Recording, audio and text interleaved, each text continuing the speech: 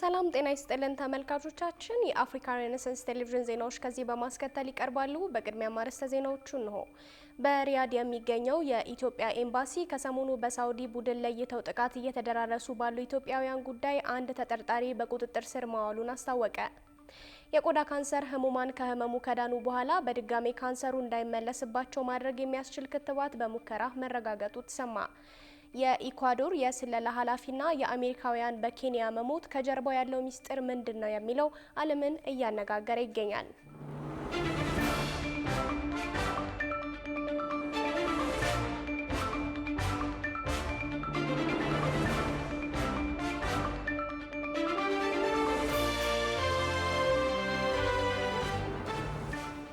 ተመልካቾቻችን በያላችሁበት የዓለም ጥግ ሰላምታችን ይድረስ። ይህ የአፍሪካ ሬኔሳንስ ቴሌቪዥን የዜና ሰዓት ነው። የተመራረጡ ዜናዎቻችንን ወደ እናንተ እናደርሳለን። አብራችሁ እንድትሆኑ የምጋብዛችሁ ጽዮን ላይኩን ነኝ። ወደ ቀዳሚው ዜናችን ስናልፍ በሪያድ የሚገኘው የኢትዮጵያ ኤምባሲ ከሰሞኑ በሳዑዲ ቡድን ለይተው ጥቃት እየተደራረሱ ባሉ ኢትዮጵያውያን ጉዳይ አንድ ተጠርጣሪ በቁጥጥር ስር መዋሉን አስታውቋል። ከሰሞኑ በማህበራዊ ሚዲያ በተለይም በቲክቶክ በስፋት ሲሰራጩ የነበሩ ተንቀሳቃሽ ምስሎች ኢትዮጵያውያን አካባቢን መሰረት ያደረገ ጎራ በመፍጠር እርስ በእርስ ጥቃት እየተደረሱ መሆኑን አሳይተዋል። ዝርዝሩን ይዘናል። ከሰሞኑ በማህበራዊ ሚዲያ በተለይም በቲክቶክ ላይቭ ላይ በሳውዲ የሚኖሩ ኢትዮጵያውያን ጎራ ፈጥረው እርስ በርስ ጥቃት ሲፈጽሙ የሚያሳዩ ተንቀሳቃሽ ምስሎች በስፋት ተሰራጭተው ተስተውለዋል። በሳውዲ ሪያድ የሚገኘው የኢፌዴሪ ኤምባሲ ሰሞኑን በማህበራዊ ሚዲያ ላይ ኢትዮጵያውያን እርስ በርሳቸው ሲደባደቡና ጥቃት ሲፈጽሙ የሚያሳዩ ቪዲዮዎች በስፋት ሲሰራጩ እንደነበር ገልጾ ጉዳዩን ለማጣራት ከማህበረሰቡ ተወካዮችና ከሚመለከተው አካል ጋር በመሆን ክትትል እያደረገ እንደሚገኝ አስታውቋል። ኤምባሲው በማህበራዊ ትስስር ገጹ ላይ ባጋራው መግለጫ እስካሁን በተደረገው የመረጃ ማሰባሰብ ሂደት በዚህ ኢሰብአዊ ተግባር እየተሳተፉ ያሉ ግለሰቦች በኢመደበኛ መንገድ ወደ ሳውዲ አረቢያ በመግባት በበረሃ ገጠራማ አካባቢዎች የተሸሸጉ ዜጎች ናቸው ብሏል። አክሎም ምክንያታቸው በግልጽ ሳይታወቅ ኢትዮጵያውያን አካባቢን መሰረት ያደረገ ጎራ በመፍጠር እርስ በርስ እየተጋጩ እንደሚገኙም ነው ያሰፈረው። ኤምባሲው እስካሁን በተደረገው ጥረት አንድ ተጠርጣሪ በሳውዲ አረቢያ የፖሊስ ቁጥጥር ስር መዋሉን አስታውቋል። ከዚህ ጋር ተያይዞም የሪያድ ኤምባሲ ጉዳዩን አጣርተው ከምንጩ ለማድረግና በዚህ ኢሰብአዊ ተግባር ተሳትፎ የተገኙትን ለህግ ለማቅረብ እየሰራ ይገኛልም ብሏል። ይህንን ድርጊት ለማስቆምና ወንጀለኞችን ለህግ ለማቅረብም በሪያድ የሚገኙ ሀገር ሽማግሌዎች ጋር ኤምባሲው በቅርበት እየሰራ መሆኑን አስታውቆ እነዚህ ወንጀለኞችን ለመያዝ የሚያግዝ ማንኛውንም ተዛማጅ መረጃ ወይም ጥቆማ ዜጎች በአስቸኳይ ለኤምባሲው እንዲያቀርቡም ጥሪ አቅርቧል። የቆዳ ካንሰር ህሙማን ከህመሙ ከዳኑ በኋላ በድጋሚ ካንሰሩ እንዳይመለስባቸው ማድረግ የሚያስችል ክትባት በሙከራ መረጋገጡ ተሰማ። ከመድኃኒት ጋር ተደባልቆ በተደረገ ሙከራ የተገኘው ይህ ውጤት በካንሰር ሕክምና ትልቅ ስኬት ነውም ተብሏል። ሩሃ ግርማ ተጨማሪ አላት።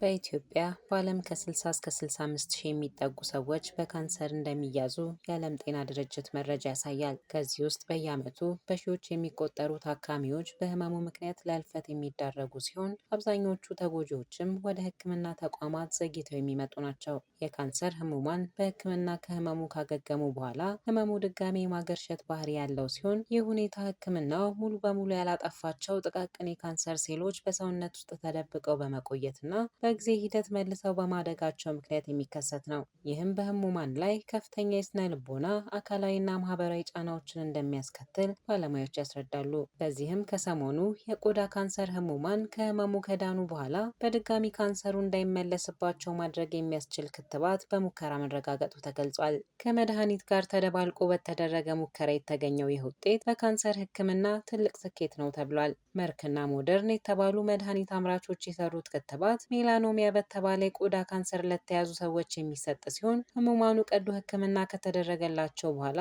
ክትባቱን እንዲወስዱ ተደርጓል። የካንሰር ተመራማሪዎች ክትባቱ ትልቅ ግኝት ቢሆንም ሙሉ የጥናት ውጤት ይፋ እስከሚደረግና በገለልተኛ ባለሙያዎች እስከሚገመገም ድረስ በጥንቃቄ መታየት አለበት ብለዋል። በአንድ ቦታ ብቻ ተወስኖ የሚገኝ ካንሰር ያለባቸውና ካንሰር በሰውነታቸው ውስጥ የተሰራጨ ህሙማን በሙከራው የተሳተፉ ሲሆን የመድኃኒቱ አምራቾች እንዳስታወቁትም ክትባቱ የእያንዳንዱን ታካሚ ካንሰር ለይቶ ኢላማ ማድረግ የሚችል ነው። ለእያንዳንዱ የካንሰር ታማሚ ተስማሚ በሆነ መንገድ የሚሰራው ይህ ክትባት ካንሰር ያለባቸው ህዋሳትን ለይቶ እንዲያጠቃ ያስችላል የተባለ ሲሆን ክትባቱ የተዘጋጀውም ለኮሮና ቫይረስ ክትባት በተሰራው የኤምአርኤንኤ ቴክኖሎጂ አማካኝነት እንደሆነ ተገልጿል።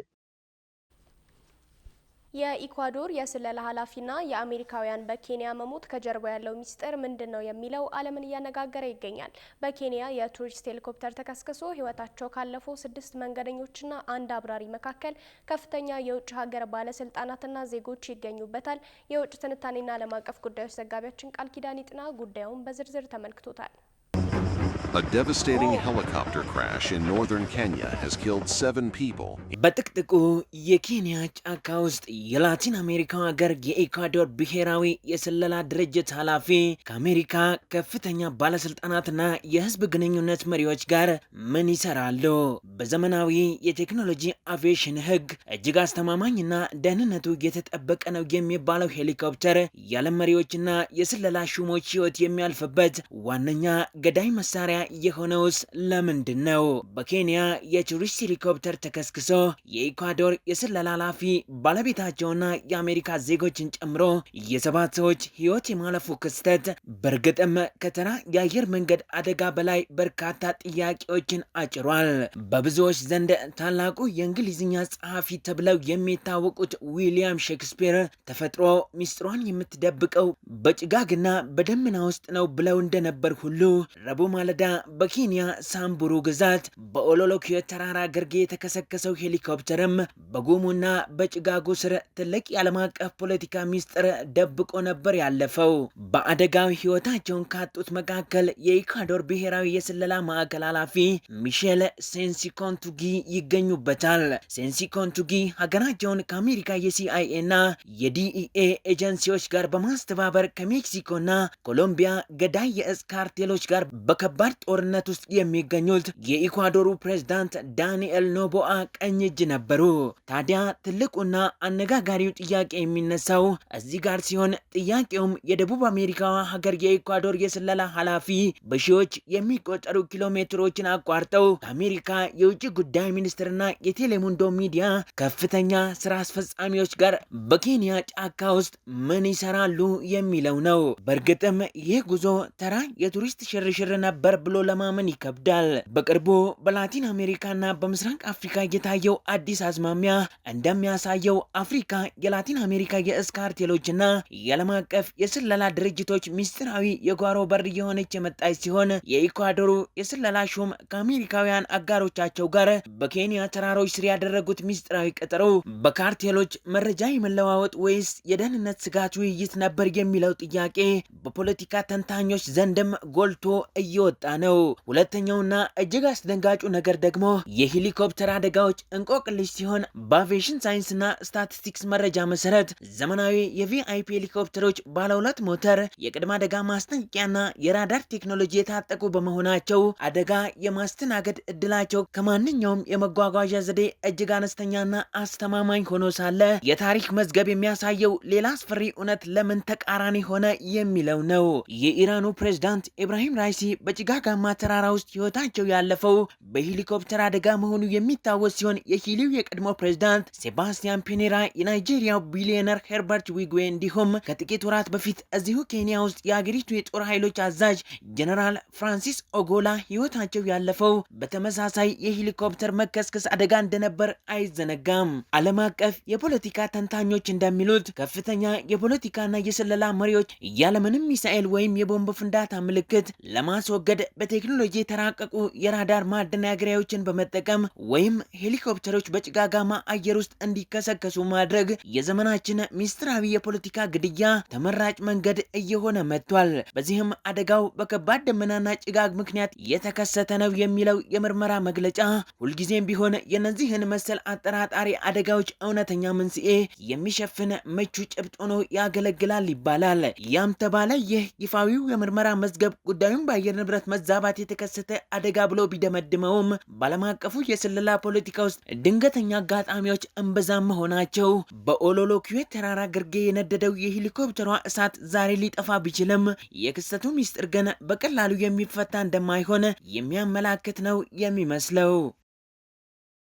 አፍሪካውያን ለሕክምና አገልግሎት ፍለጋ ወደ ውጭ ሀገራት በሚያደርጉት ጉዞ በየዓመቱ ከ7 ቢሊዮን ዶላር በላይ የሚያወጡ ሲሆን ከዚህ ውስጥ ከ6 ሚሊዮን ዶላር በላይ የሚሆነው ከኢትዮጵያ የሚወጣ መሆኑ ተገለጸ።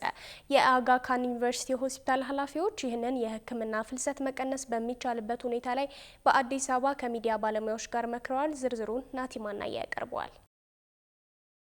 ሰዎች የተሻለ ፈጣንና እምነት የሚጣልበት የሕክምና አገልግሎት ፍለጋ ከአንድ ሀገር ወደ ሌላ ሀገር ይጓዛሉ። ይህ አሰራር በዓለም አቀፍ ደረጃ የሕክምና ቱሪዝም በመባል ይታወቃል። ነገር ግን ለአፍሪካ አህጉር ይህ ጉዞ የጤና ምርጫ ብቻ ሳይሆን ከፍተኛ ኢኮኖሚና የሕክምና ባለሙያዎች ፍልሰት ፈተና ሆኖ ቀጥሏል። የቅርብ ጊዜ መረጃዎች እንደሚያመለክቱት አፍሪካውያን ለተሻለ የሕክምና ፍለጋ ወደ ኢሲያና ምዕራባውያን ሀገራት በሚያደርጉት ጉዞ በየዓመቱ ከ7 ቢሊዮን ዶላር በላይ የሚያወጡ ሲሆን ከዚህ ውስጥ ከ6 ሚሊዮን ዶላር በላይ የሚሆነው ከኢትዮጵያ የሚወጣ ነው። በየዓመቱ ከ300 ሺህ በላይ ኢትዮጵያን ጨምሮ አፍሪካውያን ለሕክምና ወደ ተለያዩ ሀገራት የሚጓዙ ቢሆንም የችግሩ መፍትሄ ግን ከአህጉሩ ውጭ ሳይሆን በአህጉሩ ውስጥ ባለው የተቀናጀ ሕክምና ስርዓት ላይ እንደሆነ ይነገራል። የስፔሻሊስት ሐኪሞች እጥረት፣ የአገልግሎቶች ጥራት አለመጣጣምና በሀገር ውስጥ ተቋማት ላይ ያለው እምነት ማነስ አፍሪካውያንን ለከፍተኛ የውጭ ምንዛሬ ወጪና ለረጅም መንገድ እንግልት ዳርጓቸዋል።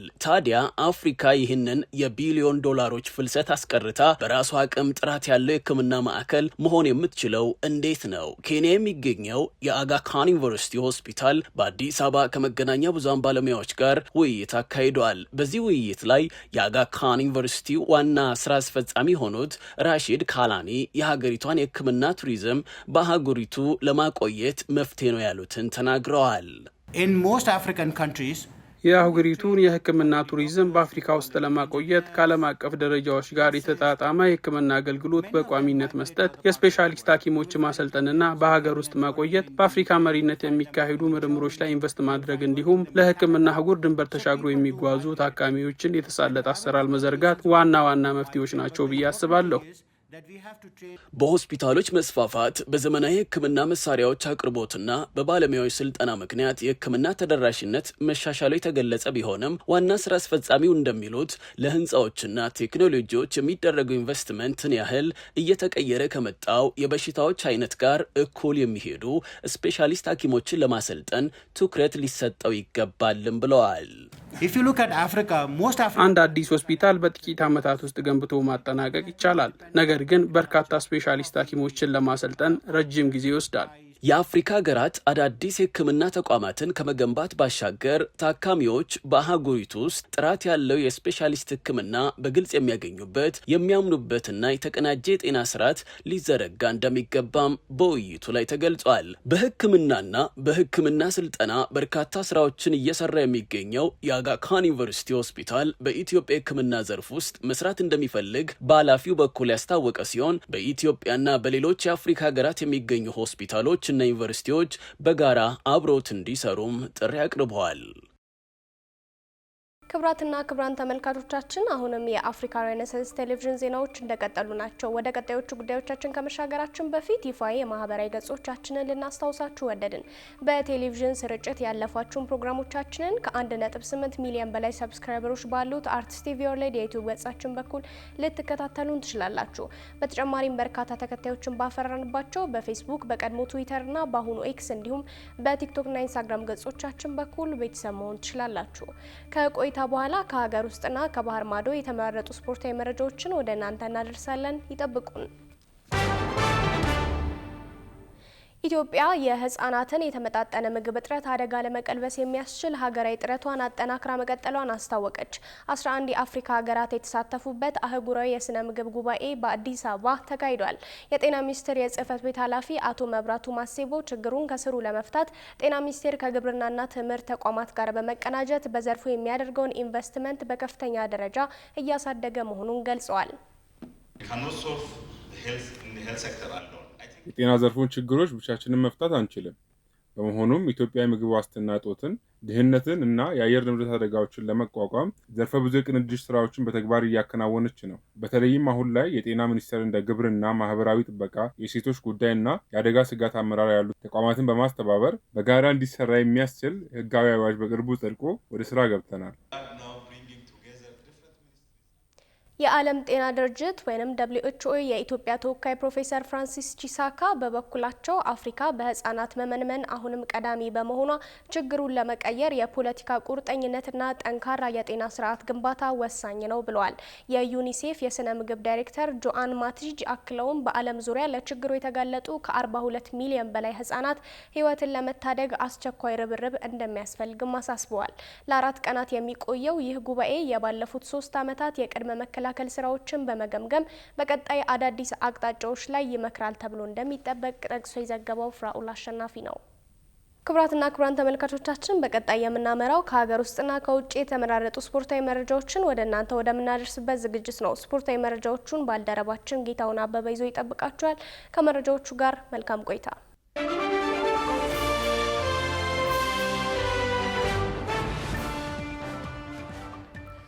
አመሰግናለሁ ጽዮን። ውድ ተመልካቾቻችን መረጃዎቻችንን ከሀገር ውስጥ እናስቀድማለን። የኢትዮጵያ ንግድ ባንክ የሴቶች ቡድን ለካፍ ቻምፒዮንስ ሊግ የሴካፋ ዞን ማጣሪያ ሩዋንዳ ገባ። በኢትዮጵያ ሴቶች ፕሪሚየር ሊግ ዘንድሮ ለ9ኛ ጊዜ ሻምፒዮን መሆን የቻለው የኢትዮጵያ ንግድ ባንክ የሴቶች እግር ኳስ ቡድን በ2026 የአፍሪካ ቻምፒዮንስ ሊግ ቅድመ ማጣሪያ ሴካፋ ዞን ውድድር ላይ ለመሳተፍ ወደ ኪጋሊ አቅንቷል። በሩዋንዳ ኪጋሊ ከነሐሴ 15 እስከ 25 2018 ዓ.ም የምስራቅ አፍሪካ ሴካፋ ዞን ማጣሪያ በ10 ክለቦች መካከል የሚካሄድ ሲሆን ውድድሩ ኢትዮጵያን ወክሎ የሚሳተፈው ኢትዮጵያ ንግድ ባንክ ነሐሴ 12 ሽኝት ተደርጎለት የነበረ ሲሆን በአሁኑ ሰዓት በሩዋንዳ ልምምድ መጀመሩ ተሰምቷል። በምድብ 2 የተደለደለው የኢትዮጵያ ንግድ ባንክ የምድብ ተጋጣሚዎቹን አስቀድሞ ያወቀ ሲሆን ከነገ ጀምሮ በሚካሄደው በዚህ የምስራቅና መካከለኛ አፍሪካ የማጣሪያ ውድድር ላይ ከሚጠበቁ ክለቦች መካከል ይገኝበታል። በአሰልጣኝ ብርሃኑ ግዛው የሚመራው የኢትዮጵያ ንግድ ባንክ የሴቶች እግር ኳስ ቡድን የመጀመሪያ ጨዋታውን ከጅቡቲው ኦጂኮ ጋር የፊታችን ቅዳሜ ነሐሴ 16 ቀን የሚያደርግ ይሆናል። የባለፈው ዓመት የመድረኩ አሸናፊ የሆኑት ኢትዮጵያ ንግድ ባንኮች ዘንድሮም ይጠበቃሉ። ተወዳጁ የእንግሊዝ ፕሪሚየር ሊግ የ2026-27 የውድድር ዓመት ሊጀመር 24 ሰዓታት ብቻ ቀርተውታል። ይህንንም ተከትሎ ኦፕታን ጨምሮ የተለያዩ ታዋቂ ስፖርት ተንታኞችና ተቋማት ግምታቸውን አስቀምጠዋል። በመሆኑም ለየትኛው ክለብ የሻምፒዮንነት ክብር ሰጡ የሚለውን እንደሚከተለው አዘጋጅተናል። ለሶስት ወራት ያህል በጉጉት ሲጠበቅ የነበረው የእንግሊዝ ፕሪሚየር ሊግ የ2026-27 የውድድር ዓመት ሊጀመር 24 ሰዓታት ብቻ ቀርተውታል። ከ2 ዓመታት በኋላ የሊጉን ዋንጫ ያሸነፈው የሰሜን ለንደኑ ክለብ አርሰናል ክብሩን ለማስጠበቅ የውድድር ዓመቱን የመጀመሪያ ጨዋታ ነገ ከአዲስ አዳጊው ኮንቨንተሪ ሲቲ ጋር በሚያደርገው ጨዋታ በይፋ ጅማሮውን ያደርጋል። አዲሱ የ2026-27 የእንግሊዝ ፕሪሚየር ሊግ የውድድር ዘመን ከመከፈቱ በፊት ከፍተኛ ፉክክር፣ አዳዲስ የዝውውር ድራማዎችና አጓጊ ትዕይንቶች እየተስተናገዱበት ቀጥለዋል። ይህንንም ተከትሎ ኦፕታን ጨምሮ የተለያዩ ታዋቂ ስፖርት ተንታኞችና የቀድሞ ኮከብ ተጫዋቾች የራሳቸውን የዋንጫ ግምትና የደረጃ ግምት እያስቀመጡ ይገኛሉ። ቢቢሲ ስፖርት በቲቪና ራዲዮ ላይ ለሚሰሩ 26 ተንታኞች በሰጠው የህዝብ አስተያየት እድል መሰረት አብዛኞቹ አርሰናል የሊጉን ዋንጫ ዳግም እንደሚያስጠብቅ ግምታቸውን አስቀምጠዋል። ከተጠየቁት 26 ተንታኞች ውስጥ 23ቱ ማለትም ከ90% በላይ የሚሆኑት አርሰናል በተከታታይ የፕሪሚየር ሊግ ዋንጫዎችን ያነሳል ሲሉ የገመቱ ሲሆን ቀሪዎቹ 3 ተንታኞች ደግሞ ፔፕ ጋርዲዮላ ክለቡን ለቆ ቢሄድም ማንቸስተር ሲቲ አሁንም የዋንጫው ባለቤት የመሆን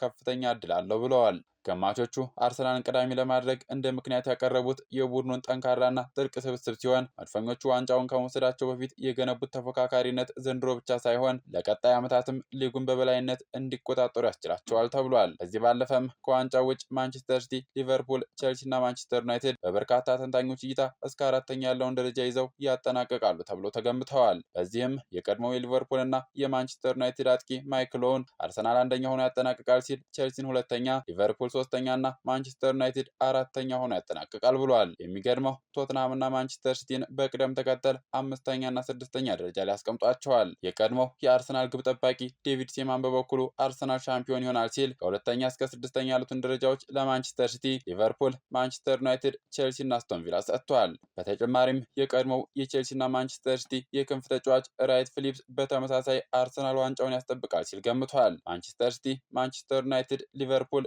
ቼልሲና ቶተንሃም ሆትስፐርስ ደግሞ ተከታዮቹን ደረጃዎች ይዛሉ ሲል ግምቱን አስቀምጧል። በአሰልጣኝ ሚኬል አርቴታ የሚመሩት መድፈኞቹ ከ2004 ወዲህ ለመጀመሪያ ጊዜ የፕሪሚየር ሊጉን ዋንጫ ማንሳታቸው የሚታወስ ሲሆን አሁን ደግሞ ከ1934-35 በኋላ ለመጀመሪያ ጊዜ ዋንጫውን በተሳካ ሁኔታ ለማስጠበቅ ወደ ሜዳ ይገባሉ። ማንቸስተር ሲቲ፣ ሊቨርፑል እና ቼልሲ በቅደም ተከተል በዣቪ አሎንሶ፣ አንዶኒ ራዮላ እና ኤንዞ ማሬስካ መሪነት አዲሱን የውድድር ዘመን ይጀምራሉ። በተጨማሪም ማንቸስተር ዩናይትድ እና ቶተንሃም ሆትስፐርስ በማይክል ካሪክ እና በሮቤርቶ ዲዘርቤ ስር ሙሉ የውድድር ዘመናቸውን ለማሳለፍ የተዘጋጁ ሲሆን በአጠቃላይ ከ20ዎቹ የፕሪሚየር ሊግ ክለቦች መካከል 9ኙ አዳዲስ ዋና አሰልጣኞችን ሾመዋል። በተለይ እንደ ማንቸስተር ሲቲ፣ ሊቨርፑል እና ቼልሲ ያሉ ዋና ተፎካካሪዎቹ አዳዲስ አሰልጣኞችን በመሾም ላይ በነበሩበት ወቅት አርሰናል ከሚኬል አርቴታ ጋር የነበረውን የጨዋታ ፍልስፍናና የታክቲክ ጥራት አስጠብቆ ቀጥሏል። ያለፉት 2 እና 3 ዓመታት የዋንጫ ፍክክር ልምድ ቡድኑን ለአእምሯዊ ዝግጁነት ያበቃው ሲሆን የተጫዋቾቹ ጥልቀት ደረጃ ከፍተኛ በመሆኑ ዘንድሮም ዋንጫውን ለማስጠበቅ ትልቁ ባለቤት ያደርገዋል ሲል ኦፕታ ያወጣው መረጃ ይጠቁማል። አዲስ አዳጊውን ኮንቨንትሪ ሲቲን ነገ በመግጠም ውድድሩን የሚጀምረው አርሰናል ዋንጫውን የማስጠበቅ የስነ ልቦና ጫና የሚኖርበት ቢሆንም ከተፎካካሪዎቹ አንጻር ሊጉን ዳግም የመቆጣጠር ሰፊ እድል እንዳለው ተጠቁሟል።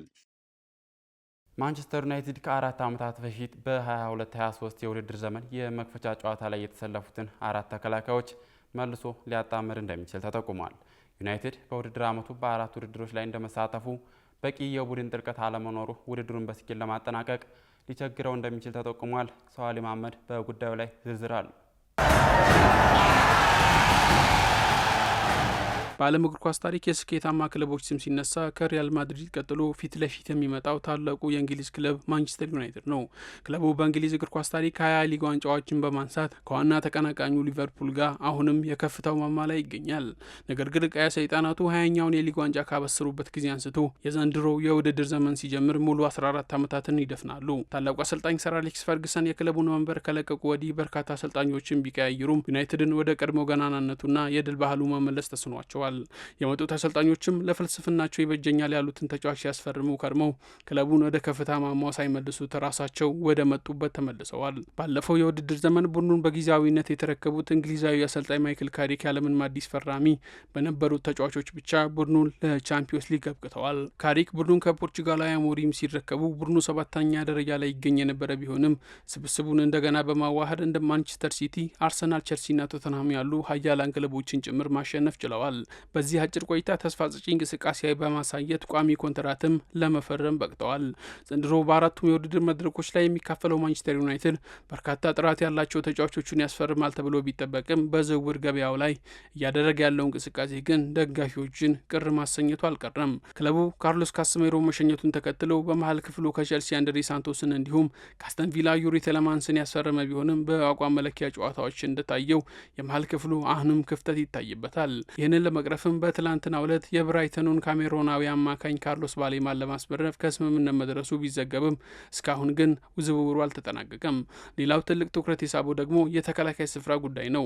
ዩናይትድ ከሃል ሲቲ ጋር ለሚያደርገው የሊጉ መክፈቻ ጨዋታ ከ4 ዓመታት በፊት በ2022-23 የውድድር ዘመን የመክፈቻ ጨዋታ ላይ የተሰለፉትን 4 ተከላካዮች መልሶ ሊያጣምር እንደሚችል ተጠቁሟል። ሊሳንድሮ ማርቲኔዝ፣ ሃሪ ማጊዌር፣ ሉክ ሾው እና ዲያጎ ዳሎት በ2022 የሊጉ መክፈቻ ጨዋታ ላይ በቋሚነት የተሰለፉ ተጫዋቾች ነበሩ። ማይክል ካሪክ ባሳለፍነው ዓመት ይህንን ስብስብ በ6 ጨዋታዎች ላይ የተጠቀሙበት ሲሆን 4ቱ ተጫዋቾች ግን ባለፉት 4 ዓመታት ውስጥ በጋራው ቋሚነት የተሰለፉት ለ10 ጨዋታዎች ብቻ ነበር። ዩናይትድ ከ2022 ክረምት ወዲህ ለ8 ተከላካዮች ዝውውር በጥቅሉ 219.7 ሚሊዮን ፓውንድ ያወጣ ቢሆንም አሁንም የአዲሱ የዝውውር ዘመን የመክፈቻ ተሰላፊዎቹ ከ4 ዓመታት በፊት በነበሩት ተጫዋቾች መጀመር ማሰቡ አነጋጋሪ ሆኗል። አሰልጣኙ በ2026 በነበሩት 17 የፕሪሚየር ሊግ ጨዋታዎች ውስጥ በ6ቱ ላይ ይህንን የተከላካይ መስመር ተጠቅሞ ሽንፈት ባያስተናግዱም ረጅም በሚባለው የውድድር ዘመን ከእነዚህ ተጫዋቾች ጋር ተማምኖ መዝለቅ አደጋ እንዳለው ይነገራል። የዝውውር መስኮቱ ለመዘጋት 10 ቀናት ብቻ በቀሩበት በአሁኑ ወቅት ክለቡ አንድ የግራ መስመር ተከላካይ ሊያስፈርም እንደሚችል ቢጠቆምም በውድድር ዓመቱ ቢያንስ 50 ጨዋታዎችን የሚያደርጉት ቀያ ሰይጣናቱ አሁን በያዙት ስብስብ ጥልቀት አስቸጋሪ ጊዜ እንዳያሳልፉ የደጋፊዎች ስጋት ሆኗል።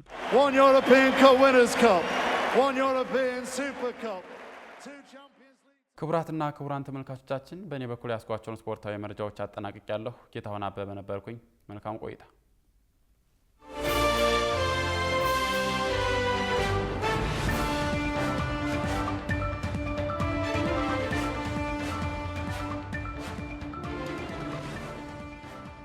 ውድ ተመልካቾቻችን የአፍሪካ ሬኔሳንስ ቴሌቪዥን የሰዓቱ ዜናዎች የተከታተላችሁትን ይመስሉ ነበር። ስለሰጣችሁን ጊዜ ከልብ እያመሰገንን ከዜናዎቹ ጋር ጽዮን ላይ ቆይታ አድርጌያለሁ። ከቀሪ ጣቢያችን ዝግጅቶች ጋር መልካም ጊዜን ተመኘን።